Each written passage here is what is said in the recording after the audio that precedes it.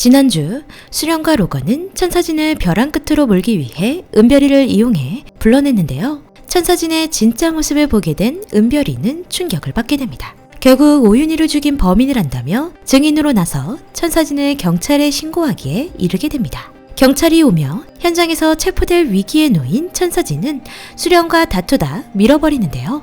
벼랑 끝에서 떨어져 버린 심수련. 과연 수련은 이대로 죽게 되는 걸까요? 지금부터 드라마 펜트하우스 시즌3 마지막 14회 리뷰 시작합니다.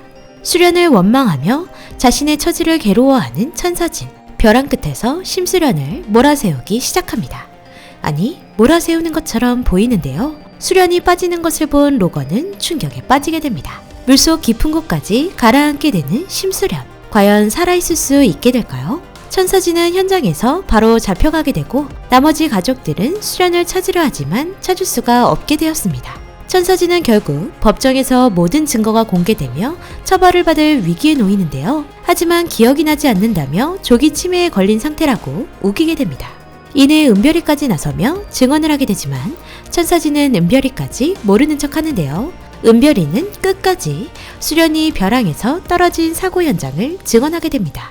자신의 눈앞에서 할아버지 그리고 오윤희 또 심수련까지 죽였던 천사진의 죄가 모두 자신 때문이라며 함께 처벌을 받겠다고 말하는 은별이.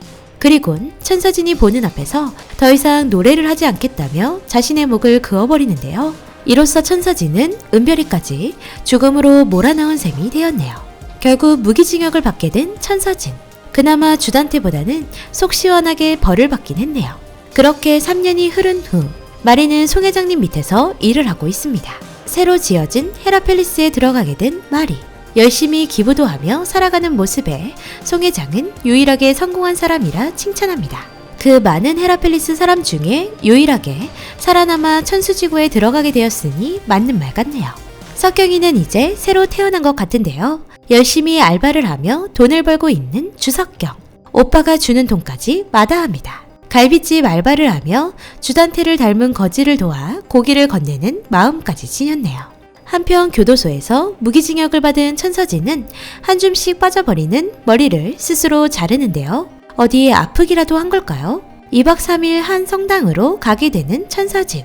사실 그곳에는 은별이가 있었습니다.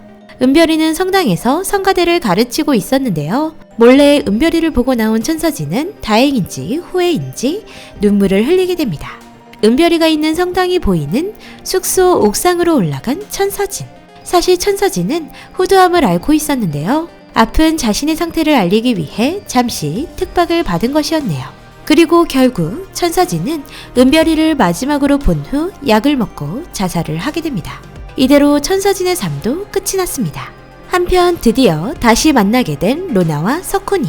아직도 열심히 피아노를 치고 있는 석훈이는 로나의 공연 연주를 하기 위해 한국으로 급히 귀국했는데요. 고등학교 때 파스타를 사주겠다던 석훈이의 약속을 로나는 다시 말하며 파스타를 사달라고 말합니다. 4년이나 돌고 돌아 드디어 함께 파스타를 먹게 된 두 사람. 서로의 마음을 다시 확인하게 되며 드라마에서 첫 키스를 하게 됩니다. 둘이라도 행복하게 돼서 다행이네요. 프리마돈나로서 성공한 로나의 한국 공연날. 함께 지내던 마리와 제니 그리고 석경이도 오게 됩니다. 그리고 로나의 공연 때가 되면 누군가 매번 파란 장미를 보낸다고 하는데요. 그 파란 장미는 수련이 좋아하던 꽃으로 미라클이라는 뜻이 있습니다. 정말 수련이 돌아오는 기적이라도 생기는 걸까요? 아마도 파란 장미는 수련을 대신해 석경이가 보낸 것 같네요. 드디어 로나와 석훈이의 공연이 시작됩니다. 공연이 시작되기 전 로건의 후원을 감사하는 시간을 갖게 되었는데요. 그때 한 자석에 수련의 모습이 보이는데 정말 수련은 살아있던 것일까요? 살아있었다면 왜 3년이란 시간 동안 숨어서 지낸 것일까요? 공연이 끝이 나고 로건은 수련을 드디어 발견하게 됩니다. 공연장 밖에서 단발을 한 수련이 나타나 로건을 데리고 어디론가 가는데요. 이 순간이 꿈이 아닌 진짜일까요? 시간은 다시 천사진을 벌하기 위해 간 자리부터 시작합니다. 하윤철까지 죽게 된 순간부터 자신이 한 선택이 후회되었던 심수련. 자신의 복수 때문에 많은 사람이 희생되었다는 게 너무도 괴롭기만 했습니다. 천사진을 처리하면서 물로 뛰어들 것을 알고 있었던 로건은 수련에게 GPS와 특수 제작된 구명조끼 옷을 주었는데요. 위험해질 수련이 걱정되는 로건. 그리고 여전히 자신 역시도 괴물로 변해 있는 것 같아 괴로운 수련입니다. 수련이 물에 빠진 이후 신호가 잡히지 않아 여전히 찾지 못하고 있음에 괴로운 로건. 그러다 로건은 수련의 방으로 들어가 자신이 준 장비를 찾게 되는데요.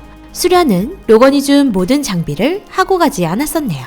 여기서 또다시 반전이 하나 나오게 됩니다. 그렇게 수련을 보내고 난 뒤 로건은 괴로워하다 골스암이 재발해 로나의 공연 준비를 끝으로 죽게 된 것이었는데요. 죽은 로건은 자신보다 먼저 죽은 수련의 마중을 반갑게 맞이한 것이었습니다.